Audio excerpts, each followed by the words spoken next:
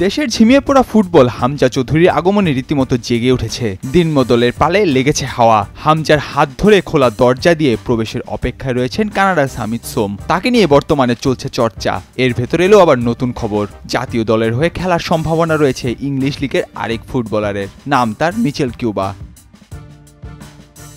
কে এই Mitchell Cuba? কোন দলেই বা খেলেন তিনি? কিভাবেই বা খেলবেন বাংলাদেশের হয়ে? সেগুলোই জানাবো আজ। ইংল্যান্ডের অন্যতম শীর্ষ পর্যায়ের ক্লাব সান্ডারল্যান্ডের অনূর্ধ্ব ২১ দলে খেলেন মিচেল কিউবা। তার বাবা জ্যামাইকান হলেও মা বাংলাদেশি। সেই সূত্রে তার বাংলাদেশ দলে খেলার সুযোগ রয়েছে। বর্তমানে খেলছেন তিনি প্রিমিয়ার লিগ ২-এ। এই লিগটি মূলত বয়সভিত্তিক দলগুলোর মাধ্যমে গড়া।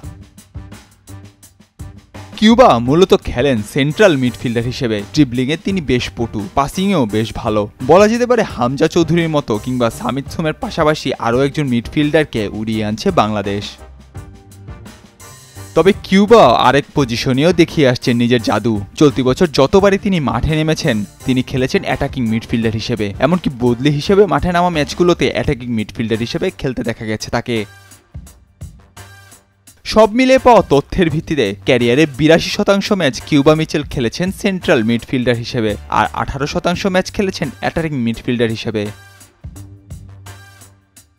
এবার আসা যাক কিউবার শক্তিমত্তার বিষয়ে। তার শক্তি সবচেয়ে বড় জায়গাটি হলো পুরো মাঠ জুড়ে খেলার সক্ষমতা। সেন্ট্রাল মিডফিল্ডার হলেও ড্রিবলিং এর সাথে দুর্দান্ত পাসিং সেন্স তাকে গড়ে তুলেছে অনন্য করে। নাহিয়ান আরেফিন, নয়া দিগন্ত।